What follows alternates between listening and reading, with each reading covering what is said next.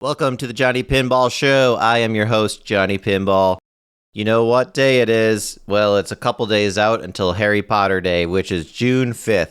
That's also the day all your Nintendo Switch pre-orders are coming in. So you kind of got to divide your attention. So what are you going to do? Spend the $450 on the Nintendo Switch 2, or save that money and spend the $15,000 on the Harry Potter CE edition?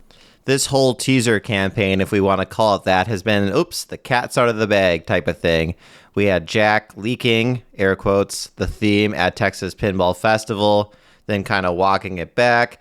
Then we had the email blast showing the Golden Snitch shooter rod saying coming soon. And then there was this mysterious delay all the content creators talked about. But how could there be a delay when Jack said spring, and spring technically goes to June 20th? And then all of a sudden we got side art of the Wizard Edition, and everyone was like, okay, I'm liking what I see. And then today, June 2nd, we get side art of the Collector's Edition, and everyone with $15,000 said, yeah. So, yeah. You know who else said so? Yeah. Ken Cromwell, because Ken Cromwell mysteriously left Jersey Jack Pinball today to start his new job at Flippin' Out Pinball. Coincidence? One can only assume, as he didn't agree with the Collector Edition art package, so that's why he chose today to make his announcement public. A little protest, a little jab at Jersey Jack himself. Ken had maybe had it up to here, and that's my David Fix, up to here, with the antics of Jack spoiling the launch plans at Texas Pinball Festival. It's Harry Potter, we know that. Of course, all this is speculation and has no basis in reality. This isn't Fox News here. But the timing of this announcement just is impeccable. It has to be related. So I decided to put on my journalism hat, and I got out Facebook Messenger and messaged Ken Cromwell. I asked him, "Hi Ken, for the record, did you leave JJP because of the CE art package?" As of this recording, he has yet to reply.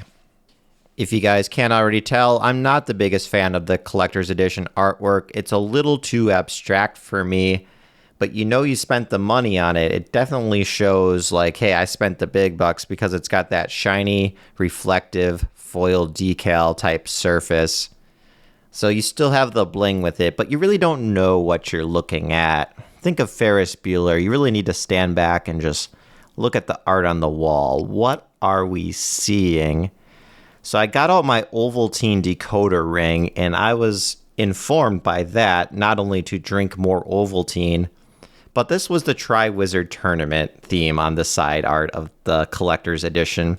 One of my favorite movies. It might be my favorite Harry Potter film. So much to draw from in that. So is that a clue? We're going to get a Tri-Wizard Tournament themed game?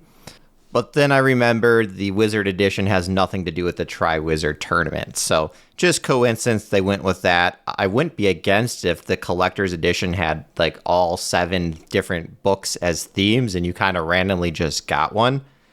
People would hate that, but people would love that because inadvertently the market would decide that one of the 7 themes is the cool or the rare one to get.